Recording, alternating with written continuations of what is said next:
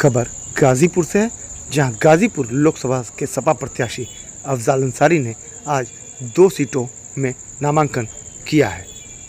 बता दें कि उनके साथ पूर्व मंत्री और सपा विधायक ओम प्रकाश सिंह, जंगीपुर विधायक वीरेंद्र यादव और सदर विधायक जयकिशन साहू भी मौके पर मौजूद थे।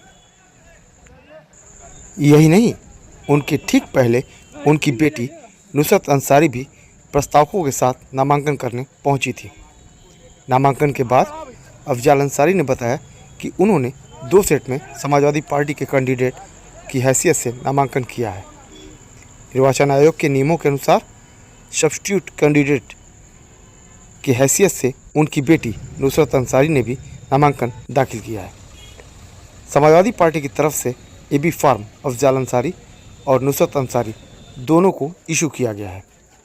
अफजाल अंसारी ने यह भी कहा कि मेरे नामांकन में यदि कोई दिक्कत आए तो यह सिंबल नुसरत को ट्रांसफ़र हो जाएगा। एक सेट निर्दल भी कि दाखिल हुआ है।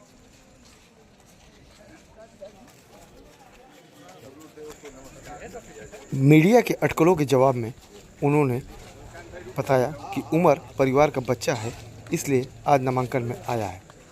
उन्होंने दावा किया है कि आज चौथे चरण में उत्तर प्रदेश की 13 सीट में से आधी सीटें भी भाजपा बचा ले तो यह बड़ी बात होगी।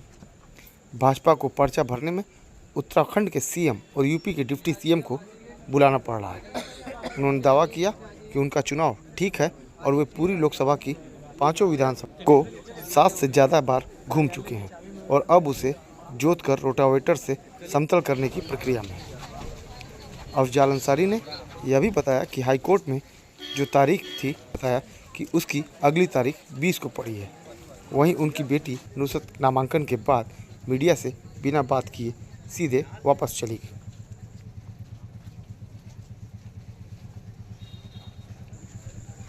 अफजाल अंसारी ने नामांकन पत्र दाखिल करने के बाद मीडिया से और क्या बातें की, आइए उन्हीं से जानते हैं।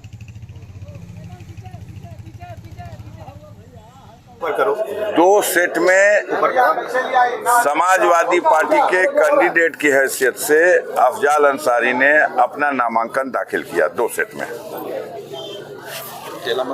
समाजवादी पार्टी के कैंडिडेट अफजाल अंसारी के सब्स्टिट्यूट कैंडिडेट की हैसियत से, जैसा कि निर्वाचन आयोग के नियमों में इसका प्राविधान है, पार्टी की तरफ से एबी फार्म अफजाल अंसारी को भी इश्यू हुआ है और पार्टी की तरफ से एबी फार्म नुसरत अंसारी के भी फॉर्म में लगा।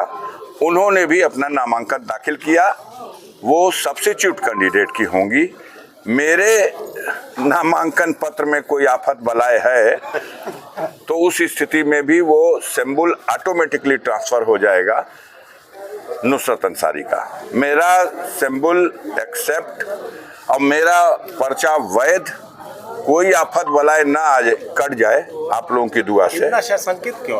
अरे भाई, इतना सशंकित आप लोग बना दिए हैं। गाजीपुर में कोई न्यूज चल रही है, लड़ी हाँ कि ना लड़ी हाँ तो कट जाई तो हो जाई, तो उन रास्तों को बंद करना पड़ेगा ना, जिससे कोई आफत बलाए प्रवेश कर सके।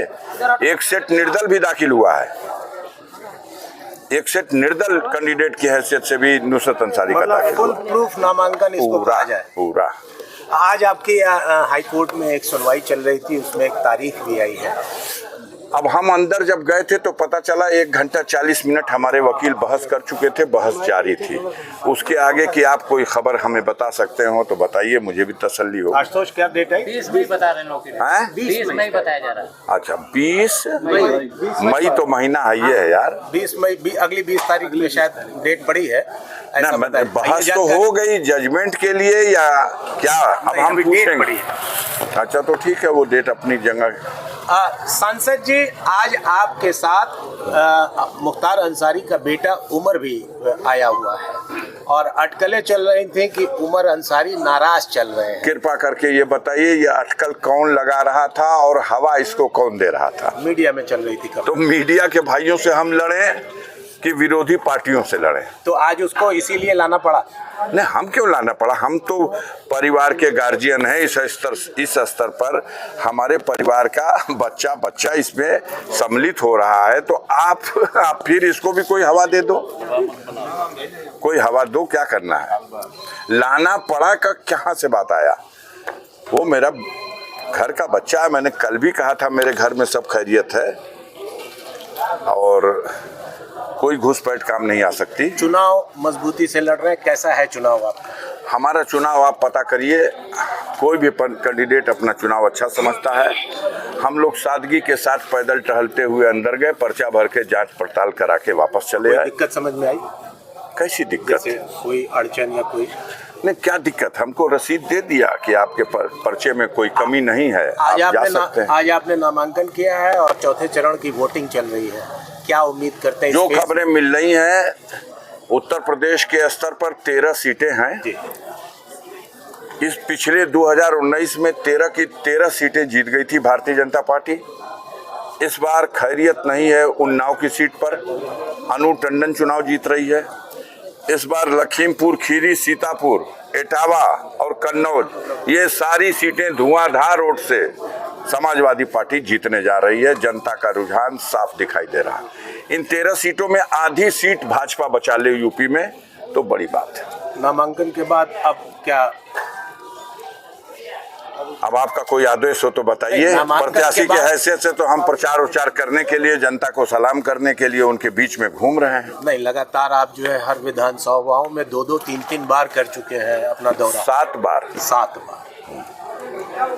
टाइम कर चुके हैं। उसी को एक चास और बढ़ा देते हैं। पहले नौहर्रा लगा के जोता, फिर रोटोवेटर से जोत रहे हैं।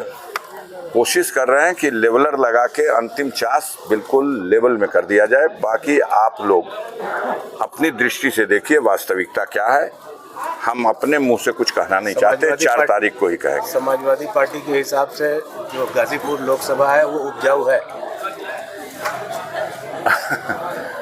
समाजवादी पार्टी की तरफ से कुछ है या नहीं है, भारतीय जनता पार्टी जो जोर लगाए हुए है उसको देखिए कि उत्तराखंड के चीफ मिनिस्टर को भी पर्चा भराने के लिए बुलाना पड़ा और उत्तर प्रदेश के डिप्टी सीएम भी सम्मिलित हुए और पूरी ताकत लगा दिया। हम लोग उनके सामने पर्चा भरने के उस कार्यक्रम के जो दृश्य थे उस मामले में कहीं नहीं खड़े हैं। पिछली बार आपने दावा किया था कि इतने लाख से जीतूंगा, इस बार भी कोई दावा? अब नहीं कर सकते। अब 4 तारीख को गणना होगी, वहीं पे आपसे बात होगी। ठीक है ठीक है भैया। नितिन